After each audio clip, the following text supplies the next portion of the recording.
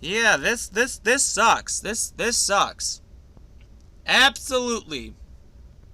Um. Uh,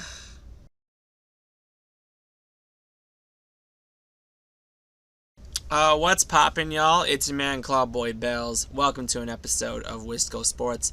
This is gonna be this might go a little bit longer than anticipated. Unfortunately, Bucks did unfortunately fall today, despite Trae Young being not available due to that a little injured ankle or whatever.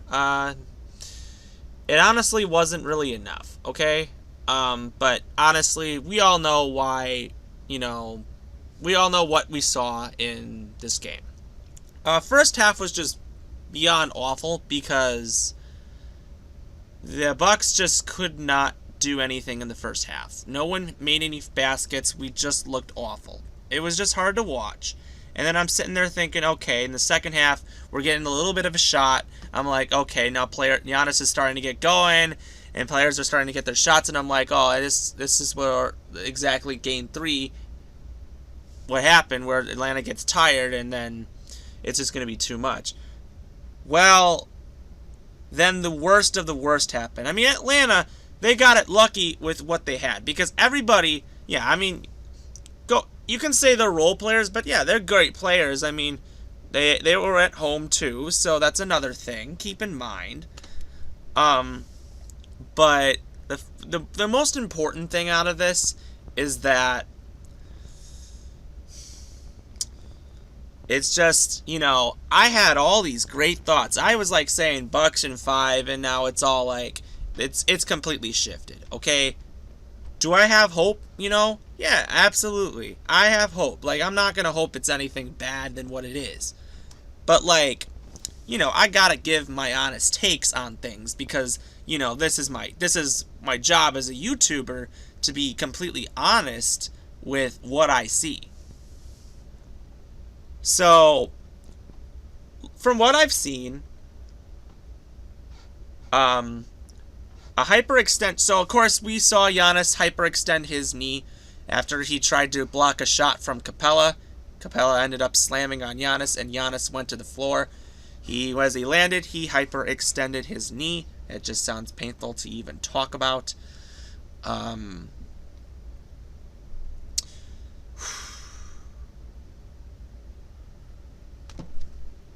as if, you think the Bucks legit, have the series in the bag, it just completely changes.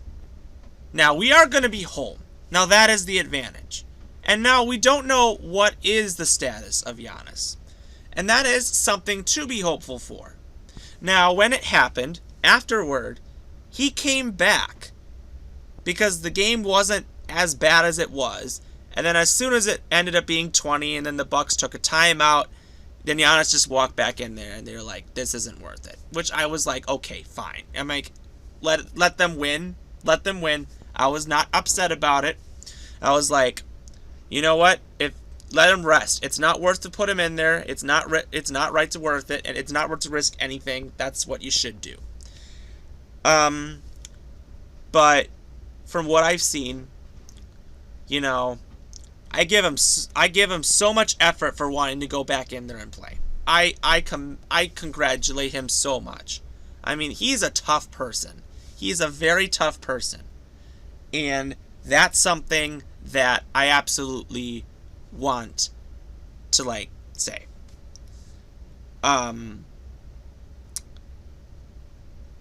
So of course, everything went Atlanta's way after that, and you know what? The final score was 110, 88, 115, 88, I don't know.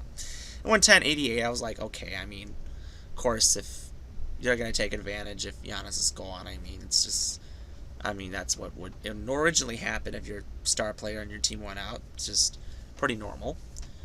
But, it's just, that's how things were. But, you know what? Everyone in Atlanta stepped up when they needed to. In the stance, Jrue Holiday led the way for the Bucks with 19 points, going 6 out of 17 from the field, 5 rebounds and 9 assists. Middleton had 16, 6 out of 17, 0 of 7 from 3. Giannis went 7 out of 10 and had the 14 points and obviously, left. Tucker had 8, Lopez had 7. Everyone else just kind of really didn't do much. On the Hawks side, Lou Williams, who got his first ever career playoff start, had 21 points, 5 rebounds, and 8 assists. That's a career high on the Hawks when he was traded in the midseason. 15 points for Capella. He went 6 out of 7. John Collins had a quiet game, but he had 4 points and 7 assists. Bogdan Bogdanovic was just completely on fire. As I said, he was going to have to have a game where he go off. 7 out of 19, 6 out of 14, 20 points. Kevin Huerter went 7 out of 15, 1 out of 7 for 15 points. Cam Reddish off the bench. I'm surprised they haven't played him more, but 5 out of 9, 2 out of 3 from 3, 12 points. And then Gallinari, 3 out of 8, 2 out of 6 from 3, and 10 points. So, So let's just talk about Giannis' injury. I obviously had to talk about the stats of the game only because, I'm not going to not skip out on that because that's just not right. But injuries had just been an issue. Now, if you want to hear my input on this, you know what? I'm surprised he walked back out there and tried to get back into the game. That's effort. And that's absolutely something we'd see from Giannis. And normally people are like, oh, he's fine if he's coming back out. But you hyperextend your knee, that's like, you're out for a long time. And when you see something like that, and you act fine, I'm surprised, Like, he tried to be carried, but I'm surprised. Dude is tough. Dude is tough as nails. Usually when something like that happens, I hate to be the one to say it. When Jordy Nelson went down, we thought he was fine. We thought it was just a small minor injury, and then he'd be back. We saw the same thing, Carson Wentz having an MVP season. And then he goes down, people think he's fine. And then later on, you know what? Same thing in Game 6, or was it Game 5 or Game 6 of the NBA Finals 2 years ago. Klay Thompson injured himself, leaves the game. He's got to shoot 2 free throws, comes in, shoots the 2 free throws, walks out and does it and leaves. And what did all these 3 have in common? They all tore their ACLs. Unfortunately, from what it looks like, I think it's a torn ACL and he is done for the season. Which, unfortunately, is hard to say. I don't want it to be the truth. Like, I'm hoping it's not. I'm very much hoping it's not, and I'm praying it's not. But, this is just what I know. I'm not a doctor. But, if it's an injury like that, that's going to keep him out. Now, the Bucks are going to be home. Trae Young will probably play, which, why wouldn't he? But, yeah, it's a must-win game at this point. If the Bucks go home, you got to win this game. You got the crowd on your back, and I think everybody knows they got to do it because nobody else knows it. But you just can't not see an injury like that and look at that and you're like, yeah, it's over for him. There's no way you come back from that. No way. Injuries have just been killer. Now, I'm not going to share the tweet, but I'm going to say what LeBron James talked about when they announced that the NBA season was going to start in October, just like they said. This was his tweet. They all didn't want to listen to me about the start of the season. I knew exactly what would happen. I only wanted to protect the well-being of the players, which ultimately is the product and benefit of our game. These injuries isn't just part of the game, it's the lack of pure rim rest before starting back up. 8, possibly 9 All-Stars had missed the playoffs, most in league history. This is the best time of the year for our league and fans, but missing a ton of our favorite players. It's insane. If there's one person that knows about the body and how it works all year round, it's me. I speak for the health of all our players, and I hate to see this many injuries this time of the year.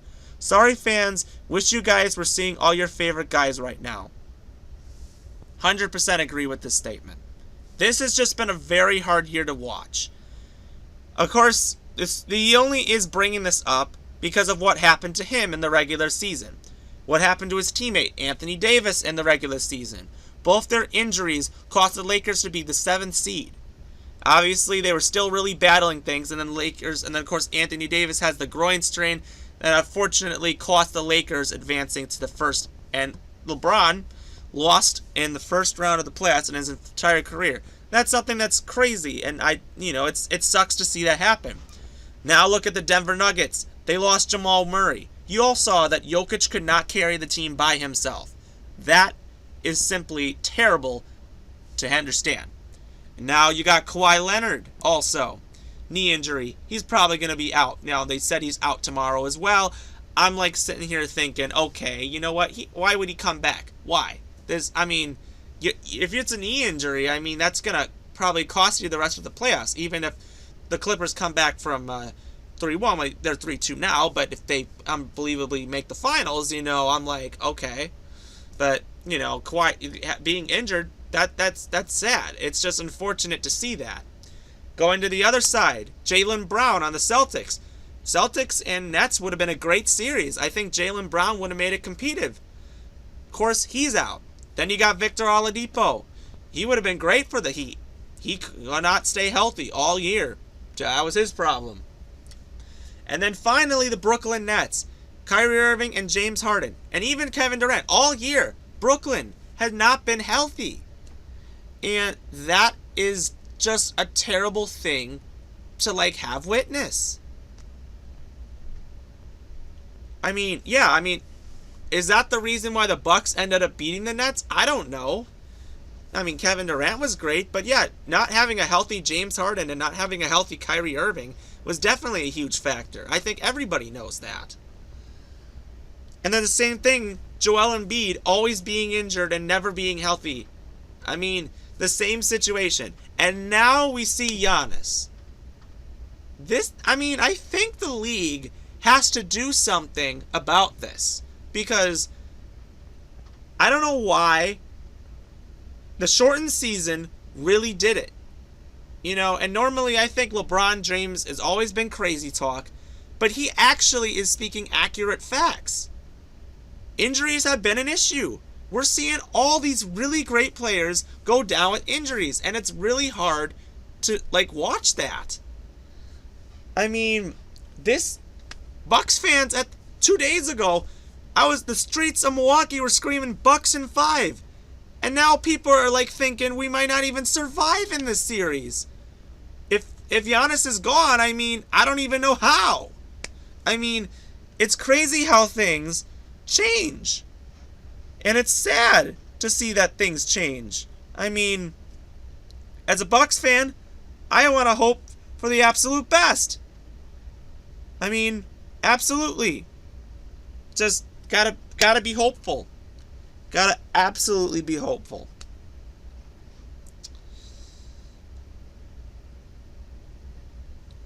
Yeah, I do apologize that this was a long video. I absolutely do. I'm not even done talking. I have a lot to even say about this stuff. And, the best thing to do is pray for our athletes. Because they need our love and they need our support. Now, I don't want people going around on social media and saying things like, it's over. We don't need any negative energy. I didn't want to sit here and talk about the game and how we embarrassed ourselves today. I didn't want to do that. It's just kind of a waste of a video for me. I want to be hopeful. I want to think, how are people going to look at this and how are people going to move on from this? How is the NBA going to fix these situations? It's hard. Is it the trainers? Is it just playing too hard? Is it just being too aggressive? I don't know. Injuries are just a huge problem. Now, yeah, technology is crazy how things have changed over the years and how technology has shown that things can change. But from the looks of it, when injuries happen, you just got to look at it and you got to say, I hope something bad doesn't happen. I know so many people, when Trae Young walked off the court, they were cheering. That's what Deer District is. Why? I mean, it's great that I mean, yeah, players get injured, but you don't want to see players get injured. I think that's just the least part of the game. I mean, for example, so many players are having to skip out on the Olympics. For example, Kyrie Irving and James Harden can't play in the Olympics. Chris Paul can't play in the Olympics because, he's just being crippled and injured. A lot of these players, our younger players, are getting in the Olympics because all these older guys are so injured. It's hard to see Olympics without LeBron, AD, and Harden, Irving, and Kawhi Leonard. It's just hard. Injuries are just a huge deal. And I didn't want to spend the time talking about, I didn't want to spend the time talking about this game because I'm like, yeah, they lost. It's just a waste of my time to do analysis. Even wins are kind of a waste of my time to do analysis on. I'm just talking about what happens great and what I can expect and saying, let's hope for the best. You know what? I'm hoping for the best. You know what?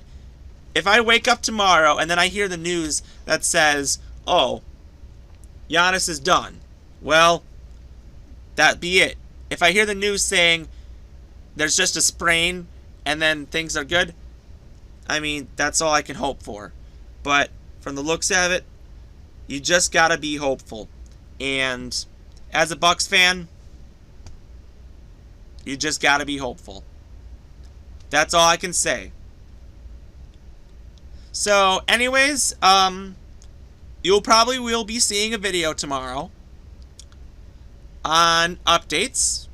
I will be releasing, obviously, a top 10 video on the Brewers plays in June, because, of course, they wrap up their final game in June tomorrow. And, of course, you just gotta hope for the best. And at least the Brewers won today, so at least that's a good thing. We won another series against the Cubs. So, shout out to the Brewers. At least we have a team that's 5 games ahead of the Cubs for first place. That's the best thing that we can hear now. So please be happy and grateful for the athletes that are doing the best that they can to win games, and athletes that they can so they can win games. That's what we're hoping for, and that's what we need to have. So anyways, you probably will be seeing an update on what is going on with the injury. And anyways, it is your man, Cloudboy Bales. Let's please pray for Giannis and hope it's nothing too bad. And let's just be positive. That's the best thing we can say. Anyways, updates to come. Stay safe and be smart. It's your man, Cloudboy Bales. Go Bucks. We'll see you next time.